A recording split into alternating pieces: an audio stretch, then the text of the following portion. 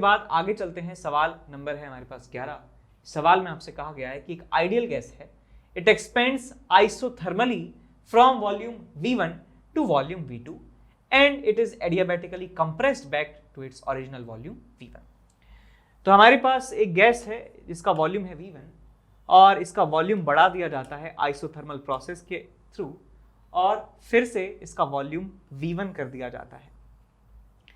ये प्रोसेस है आइसोथर्मल और ये जो प्रोसेस है ये है एडियाबैटिक प्रोसेस। एडियाबैटिक प्रोसेस है ये वाली, ये एडियाबैटिक है, ये आइसोथर्मल है। इनिशियल और फाइनल प्रेशर P1 और P3 के बराबर हैं। तो यहां पर प्रेशर P1 था और फाइनली भी यहीं आ चुके हैं, तो अब इसका प्रेशर जो है P3 हो चुका है। P3 V1 अभी भी वॉल्यूम है इसका, ठीक है। ऐसे बनाइए इसको, ये ऐसे इस स्टेट में चला जाता है। तो पूछा गया है कि net work done by the gas is W। तो प्रेशर्स के बीच में रिलेशन पूछा गया है कि P3 और P1 में कौन बड़ा है कौन छोटा है और टोटल वर्क डन पॉजिटिव है या नेगेटिव है, ये आपसे ऑप्शंस के थ्रू पूछा गया था। ऑप्शंस तो हमने हटा दिए हैं। तो यहां पे आप देखिए, मैं मान लेता हूं प्रेशर जो है यहां पर P2 के बराबर है, प्रेशर यहां पे जो है वो P2 के बराबर है। ये और ये आइसोथर्मल प्रोसेस के इनिशियल और फाइनल प्रेशर वॉल्यूम है। तो मैं यहां पे लिखूंगा सबसे पहले कि P1 V1 जो है वो P2 V2 के बराबर होगा। तो यहां से मुझे P2 की वैल्यू मिल जाती है, P2 is equal to P1 into V1 by V2। देखिए यहां पे छोटा वॉल्यूम है, ये बड़ा वॉल्यूम है, इसका मतलब ये वाली जो क्वांटिटी है ये लेस देन 1 है, इसका मतलब P2 जो है वो छोटा होने वाला है P1 से। तो P2 की वैल्यू छोटे होने वाली है P1 से, एक बात हमें पता चल चुकी है। दूसरी बात, यहां से यहां जो है एडियाबैटिक प्रोसेस है, तो मैं PV raise to the power gamma जो है उसे कर सकता हूं इनिशियल और फाइनल प्रेशर वॉल्यूम के लिए। So pressure P2 into volume V2 raise to the power gamma is equal to pressure P3 into volume V1 raise to the power gamma. तो यहां से P3 की जो वैल्यू है आपको मिल जाती है P2 V2 by V1 raise to the power gamma. तो V2 ज्यादा है, ज्यादा वॉल्यूम है, ये कम वॉल्यूम है, इसका मतलब ये वाली वैल्यू ग्रेटर देन 1 है और ग्रेटर देन 1 की पावर यदि गामा करेंगे तो हमें 1 से ज्यादा वैल्यू मिलने वाली है। इसका मतलब P3 ज्यादा है P2 से, P3 ज्यादा है P2 से। तो भैया P3 P2 से ज्यादा है और P2 जो है वो छोटा है P1 से। तो P3 और P1 के बारे में क्या हम कुछ कह सकते हैं क्या? अभी नहीं कह सकते। तो क्या कहेंगे? V2 और V1, P3 V1 raise to the power gamma. यहाँ पे आप P2 को यदि आप कर देते हैं किसके बराबर, P2 को कर दीजिए P1 V1 बाई V2, ठीक। इसको ये करके देखिए, काम करते हैं। यहाँ पे हम एक चीज़ और करते हैं इस वाले रिलेशन में कुछ और चेंज करते हैं। P2 की जो वैल्यू है वो किसके बराबर है, P1 V1 बाय V2 के बराबर। ये हमने देखा है आइसोथर्मल प्रोसेस से। तो ये वैल्यू है P2 की, ये वैल्यू है P2 की into V2 raise to the power gamma is equal to, यहाँ पे आपको मिल जाएगा P3 into V1 raise to the power gamma, P3 into V1 raise to the power gamma, ठीक है। तो यहाँ पे आप देखिए बेटा P3 जो है उसे आप लिख सकते हैं P1 और यहाँ मिल जाएगा आपको V2 raise to the power gamma -1 divided by V1 raise to the power gamma -1। So it will be equal to P1 V2 by V1 raise to the power gamma -1। अब भाई देखिए V2 बाय V1 जो है वो greater than 1 है और इसकी जो पावर है वो गामा -1 है। Gamma -1 is also greater than 0, यानी कि पॉजिटिव वैल्यू है। तो यहाँ पे ग्रेटर देन 0 वैल्यू पे पावर यदि यहाँ पे लगा दी जाती है तो हम यहाँ पर कह सकते हैं कि ये जो क्वांटिटी है ये 1 से ज्यादा आने वाली है, 1 से ज्यादा ये वैल्यू आने वाली है। इसका मतलब P3 जो है वो P1 से ज्यादा है। ये बात समझ में आई आपको कि आप कोई भी नंबर 1 से बड़ा लीजिए, उसकी पावर यदि पॉजिटिव है, 0 से बड़ी है, तो आंसर 1 से ज्यादा ही आएगा। 1.2 की पावर आप कुछ भी लगा लीजिए 1 से बड़ा ही नंबर आपको मिलने वाला है। तो यहां से एक रिलेशन मिलता है कि P3 जो है P1 से ज्यादा है, P3 P1 से ज्यादा है। अब वर्क डन देखने के लिए आपके पास दो तरीके हैं, या तो आप फॉर्मूले से देख सकते हैं कि आइसोथर्मल प्रोसेस में nRT ln V2 by V1 formula होगा और उसमें nR delta T upon gamma -1 1 minus gamma जो है हमारे पास वर्क डन का फॉर्मूला होने वाला है। लेकिन हम यहाँ पे ग्राफिकल तरीका भी इस्तेमाल कर सकते हैं। तो यहाँ मैं प्रेशर और वॉल्यूम के लिए ग्राफ बनाने वाला हूँ। प्रेशर और वॉल्यूम के लिए मैं एक चीज और आपको याद दिला दूं कि प्रेशर वॉल्यूम यदि ग्राफ बनाते हैं आइसोथर्मल और एडियाबैटिक के लिए तो ग्राफ आते हैं ऐसे और ऐसे। और ये बात मैं बता भी चुका हूं कि जो सबसे ज्यादा सेंसिटिव ग्राफ होता है वो एडियाबैटिक का होता है। तो नीचे वाला जो है बेटा एडियाबैटिक है, बिकॉज ये फट से जो है प्रेशर को गिरा देता है। वॉल्यूम में उतना ही चेंज करने पर ये प्रेशर को ज्यादा गिरा देता है, प्रेशर को ज्यादा गिरा देता है। ठीक है, तो ये एडियाबैटिक होता है, ये आइसोथर्मल होता है। याद रखिए एडियाबैटिक जो चेंजेस होते हैं वो काफी सेंसिटिव होते हैं रिलेटेड टू वॉल्यूम। वॉल्यूम में थोड़ा सा चेंज करेंगे तो पावर गामा चेंज बन के बाहर निकलता है। तो यहां पे मैं मान लेता हूं कि पहला पॉइंट है ये, और यहां पर प्रेशर है P1 और यहां है वॉल्यूम जो V1 है। वॉल्यूम को बढ़ा रहे हैं, प्रेशर को घटा रहे हैं, तो यहां हमारे पास दूसरा पॉइंट मिल जाता है। इस पॉइंट पे प्रेशर हो जाता है P2 के बराबर और वॉल्यूम हो जाता है V2 के बराबर। तो यहां से मैंने ग्राफ बना दिया ऐसे। अब V2 वॉल्यूम से प्रेशर पहुंचा देते हैं हम, वॉल्यूम पहुंचा देते हैं V1 और प्रेशर पहुंचा देते हैं P3। तो ये आपके पास आ गया P3 जो P1 से ज्यादा है और वॉल्यूम अगेन V1 के बराबर है। तो ये ग्राफ हमें मिलता है कुछ ऐसे, ये हमें ग्राफ देखने को मिलता है। तो ग्राफ यदि आपको समझ में आ गया, ग्राफ आपको समझ में आ गया तो बस हमारा काम हो चुका है। तो जो प्रोसेस A से B है, प्रोसेस A से B है, उसमें जो वर्क डन हुआ है बेटा, उसमें एक्सपेंशन हुआ है और ये पॉजिटिव वर्क डन उसकी वजह से हुआ है। ये व्हाइट कलर से जो मैं बना रहा हूं ये टोटल पॉजिटिव वर्क है। ये टोटल क्या है?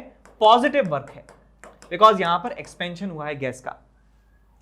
लेकिन जो यहां से यहां तक का वर्क डन है वो नेगेटिव होने वाला है, बिकॉज यहां पे गैस का कंप्रेशन हुआ है। तो ये वाला जो वर्क डन है ये नेगेटिव है। तो आप क्लियरली देख सकते हैं कि नेगेटिव वर्क डन जो है वो ज्यादा है। नेगेटिव वर्क डन इतना सारा है, पॉजिटिव वर्क डन सिर्फ इतना सा है, नेगेटिव वर्क डन इतना सारा है। तो इनका यदि समीशन किया जाएगा तो इसका मतलब ये हुआ कि नेगेटिव हमें फाइनल आंसर मिलने वाला है। नेगेटिव फाइनल आंसर मिलने वाला है। तो हमारा जो फाइनल आंसर है वो होगा ये वाला area. This is the final negative work done we get. So this is the negative work done we will get. ये वाला एरिया हमें जो है आंसर में मिलने वाला है। हमसे सिर्फ साइन पूछा गया है, तो साइन हमने बता दिया, वर्क डन जो है वो होने वाला है negative. Work done will be negative. ठीक, समझ में आया? तो आप यहाँ पे ये बात याद रखिएगा कि एडियाबैटिक जो है प्रेशर और वॉल्यूम की यदि बात करें तो ज्यादा सेंसिटिव होता है वॉल्यूम के प्रति। वॉल्यूम में थोड़ा सा चेंज करेंगे तो प्रेशर ड्रास्टिकली जो है वो चेंज हो जाता है। तो इन दोनों में कभी कोई डाउट नहीं होना चाहिए। स्लोप वगैरह से लोग जो है कंफ्यूज होते हैं, बिकॉज उसमें 2-3 स्टेप होती है। पहले आप इनका स्लोप देखेंगे, फिर आप देखेंगे स्लोप इनका ऑब्टूज एंगल बन रहा है, तो निगेटिव में स्लोप कैसे होता है। तो वो काफी ज्यादा कॉम्प्लिकेटेड हो सकता है, गलतियां भी बहुत होती हैं। ऐसे याद रखिए भाई, सेम वॉल्यूम चेंज के लिए कौन प्रेशर ज्यादा घटा रहा है, तो प्रेशर ज्यादा घटा रहा है वो ज्यादा सन की है, वो ज्यादा सेंसिटिव है, और वही है हमारा एडियाबैटिक है। तो बच्चों एक छोटा सा अनाउंसमेंट है यहाँ पे।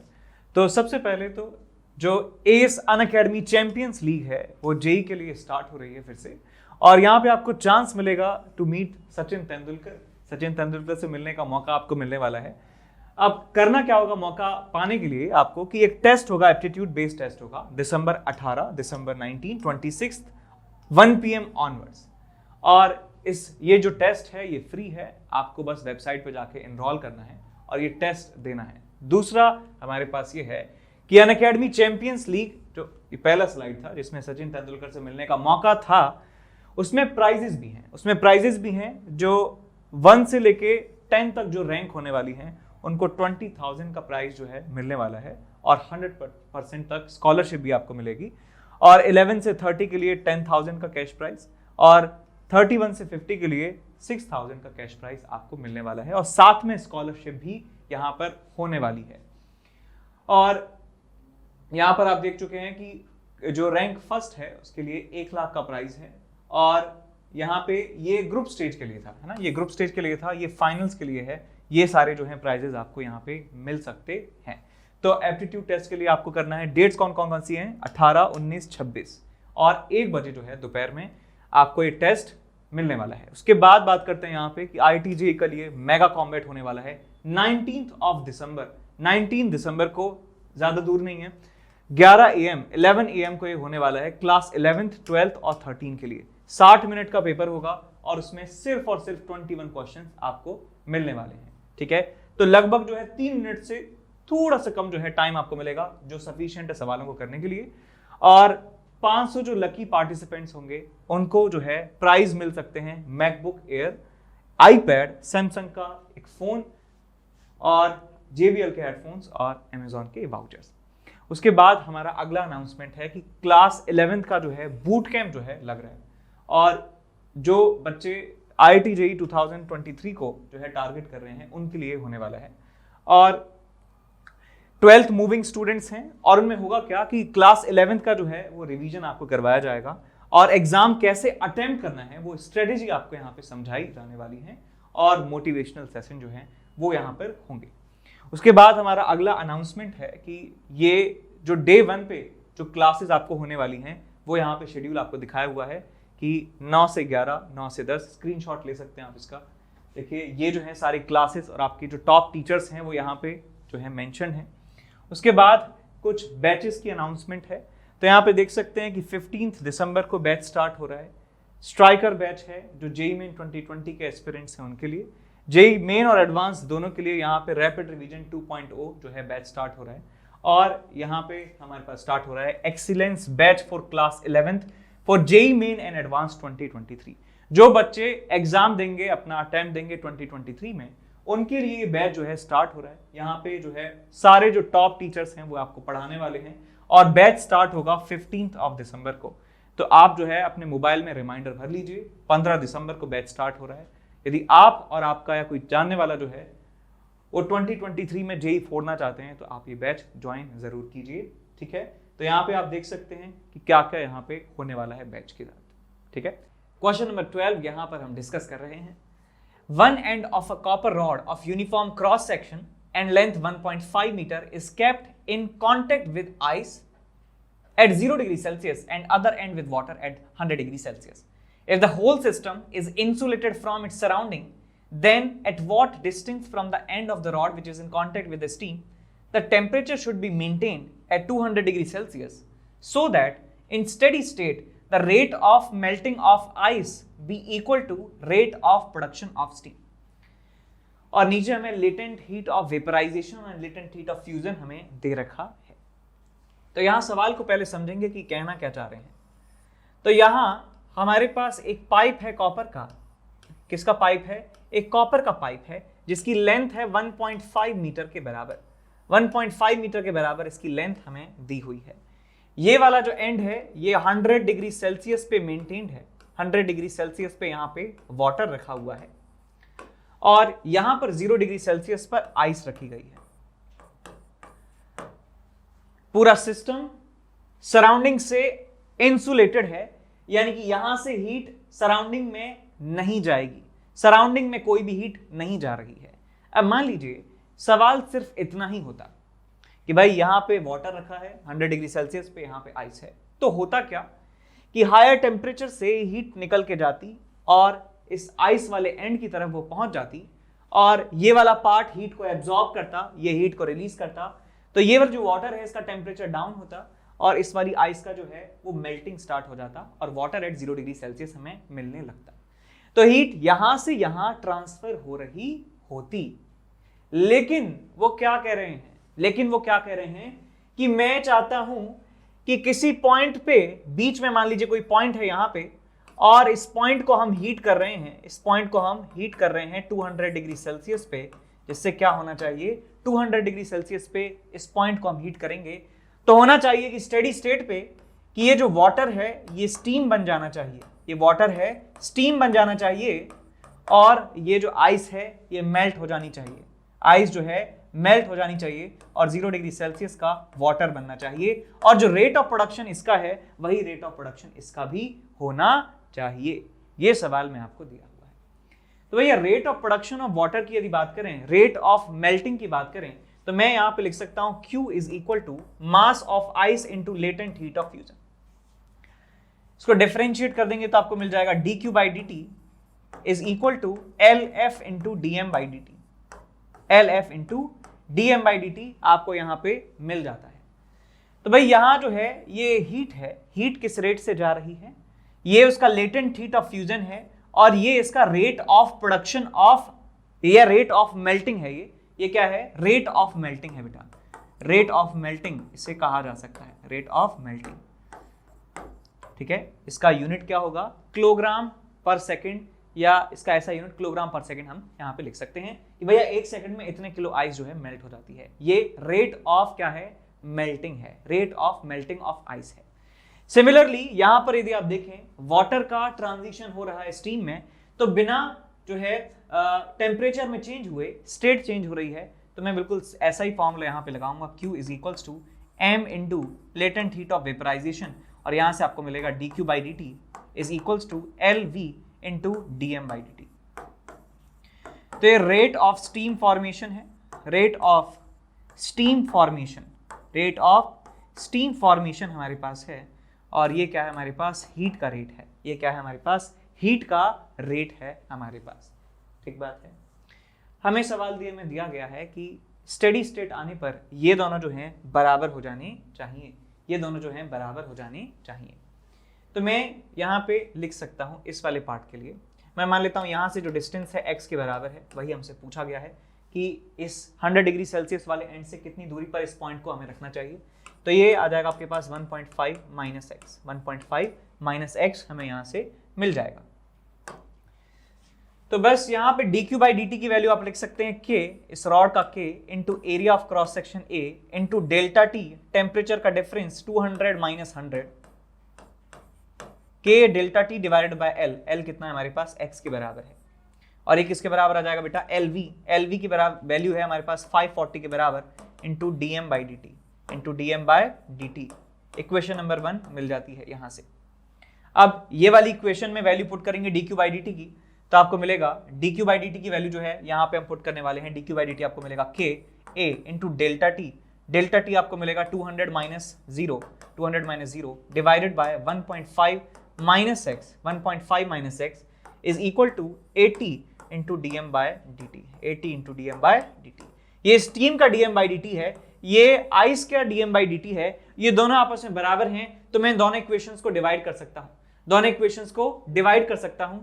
तो आपको देखिए यहाँ पे क्या मिलेगा, इसको यदि मैं डिवाइड कर देता हूं तो dm बाई dt से dm by dt cancel out हो जाता है, ka से ka कैंसिल आउट हो जाता है, और आपके पास यहाँ बचेगा 100, यहाँ बचेगा 200, तो मैं ऐसे लिख देता हूँ 100 by X, 100 divided by X is equal to, यहाँ पे क्या था 540, और यहाँ पे क्या है हमारे पास 200 डिवाइडेड बाय 1.5 माइनस एक्स, और यहाँ पे क्या है हमारे पास 80।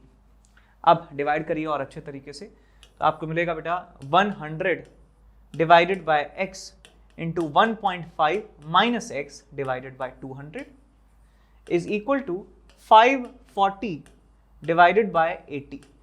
0 से 0 चला गया, और यहाँ एक 2 0 से 2 0 चले गए, 2 से ये चला गया 4 बार, 2 से चला गया 2 बार, 2 से चला गया 27 टाइम्स, मल्टीप्लाई करेंगे तो मिलेगा 3 minus 2x is equals to, यहाँ मल्टीप्लाई करेंगे तो मिलेगा 27 इंटू एक्स, तो मिल जाएगा आपके पास 3/29।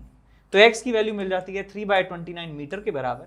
यदि आपको सेंटीमीटर में आंसर चाहिए तो आप 100 से मल्टीप्लाई कर दीजिए, तो x आपको मिल जाता है 300 डिवाइडेड बाय 29 के बराबर। 300/29 सेंटीमीटर दूरी पर हमें वो पॉइंट को हीट करना है 200 डिग्री सेल्सियस पे, जिससे जो उनका रेट ऑफ फॉर्मेशन है वाटर के मेल्ट, आइस के मेल्ट होने का और स्टीम के बनने का, वो बराबर हो जाएगा। 300/29 सेंटीमीटर हमारा आंसर होगा। ये लगभग 10.34 के बराबर आ जाता है, बिकॉज 29 इंटू 10 कितना होता है 290, तो 290 से थोड़ा सा ज्यादा है ये, इसलिए आंसर 10.34 के बराबर आपको मिल जाएगा।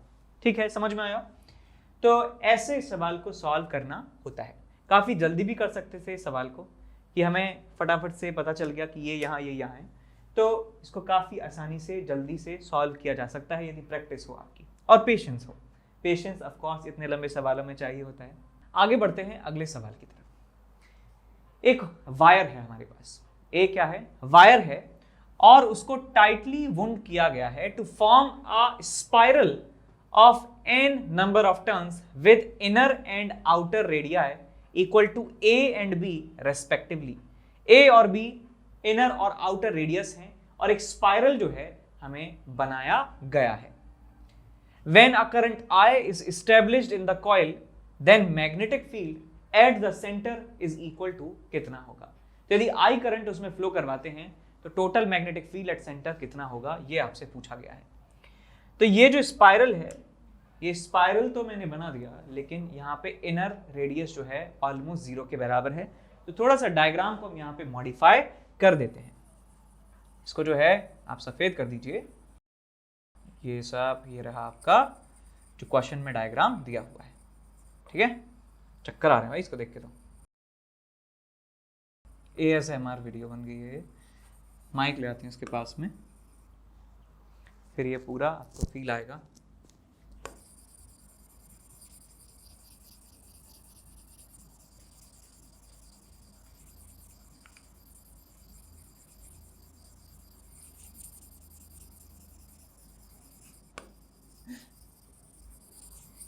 ठीक, चलिए ये हमारे पास स्पाइरल हमें मिल चुका है।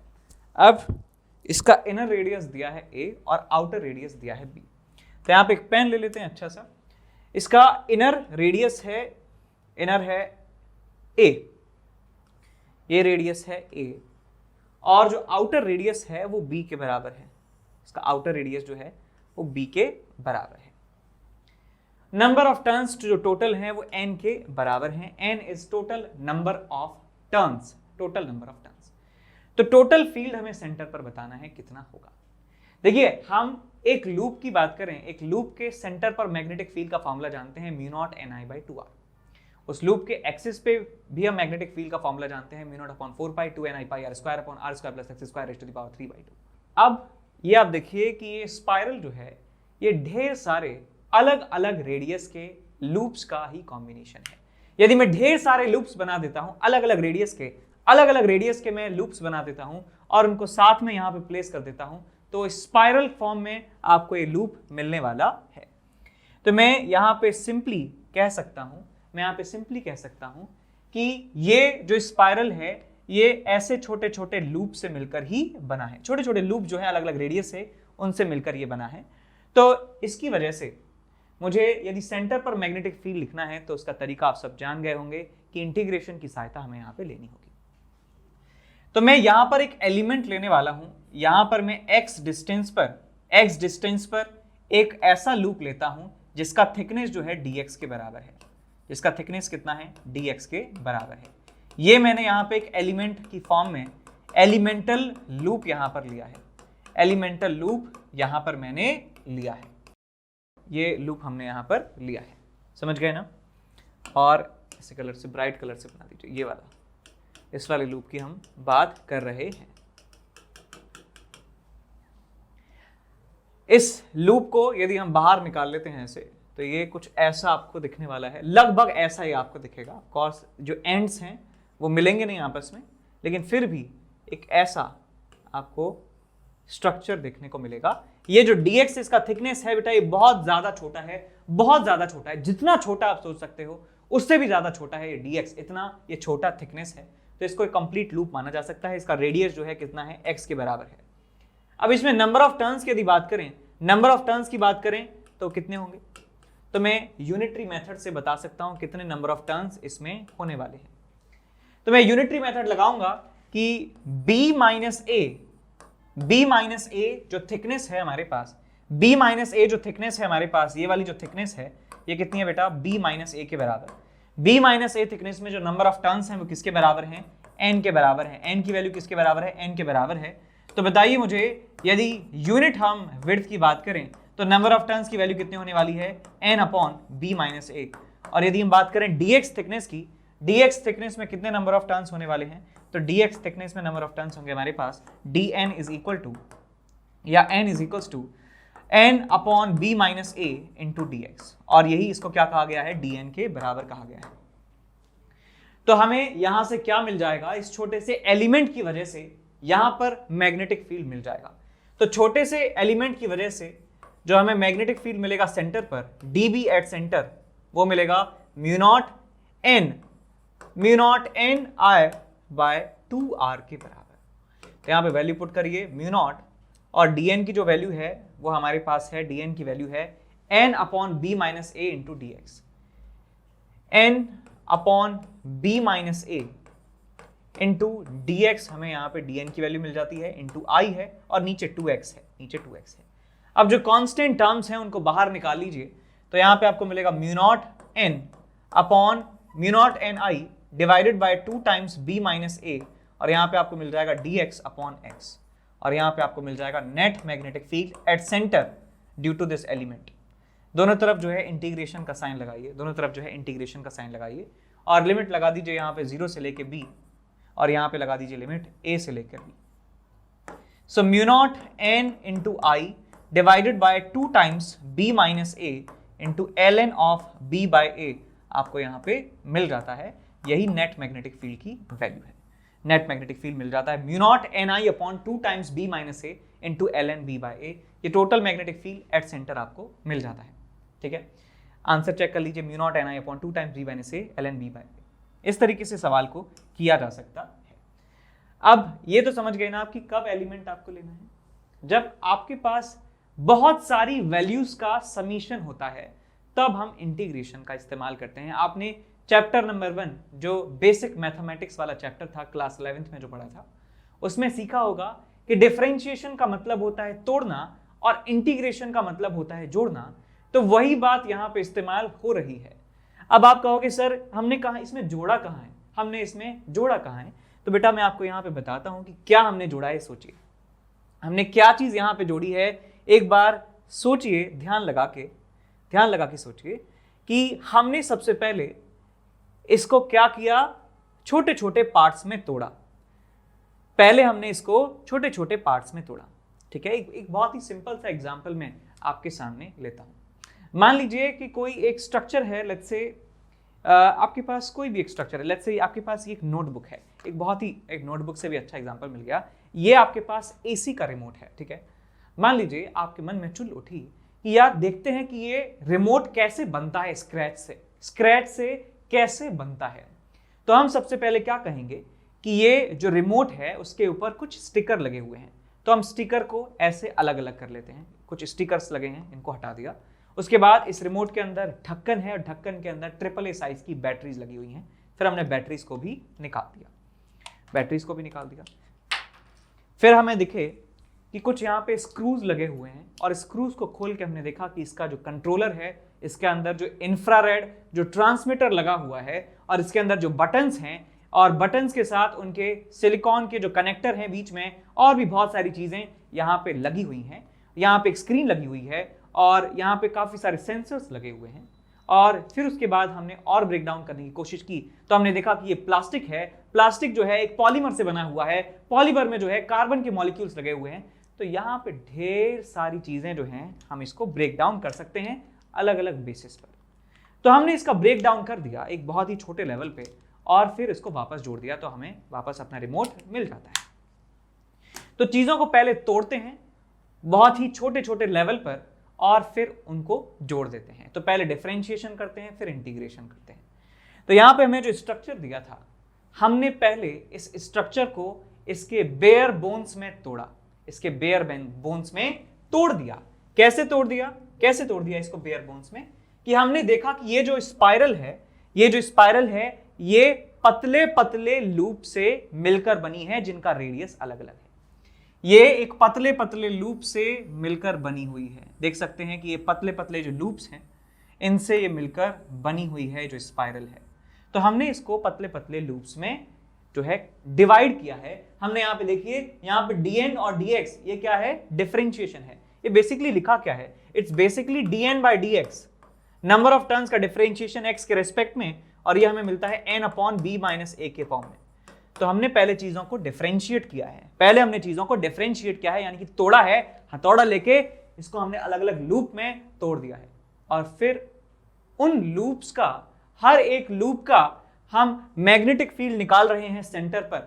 हर एक लूप की वजह से सेंटर पर मैग्नेटिक फील्ड निकाल रहे हैं, और उस मैग्नेटिक फील्ड की वैल्यू को जोड़ रहे हैं। कहां किया ऐसा हमने देखिए यहाँ पे क्या किया है, हमने एक छोटे से टुकड़े की वजह से मैग्नेटिक फील्ड लिखा है, एक छोटे से टुकड़े की वजह से मैग्नेटिक फील्ड लिखा है और फिर उसको हमने जोड़ा है कहां से कहां तक, ए से बी तक जितने भी लूप्स हैं सारे लूप्स का जो मैग्नेटिक फील्ड एट सेंटर है उसको जोड़ा है। तो जो बात आपको क्लास नंबर 1 में सिखाई थी वही बात यहां पे इस्तेमाल हो रही है, back to square one, differentiate करके हमने इंटीग्रेट कर दिया है। तो ये करना होता है, ठीक है, समझ गए। हमने पहले इसको छोटे छोटे पार्ट्स में तोड़ा, फिर समझा, एक पार्ट को हमने समझा, एक छोटे छोटे पार्ट में हमने इसको तोड़ा, इस पार्ट के लिए हमने समझा कि मैग्नेटिक फील्ड कैसे आएगा और फिर हमने इसको इंटीग्रेट कर दिया, हमारा टोटल आंसर आ गया। ठीक बात।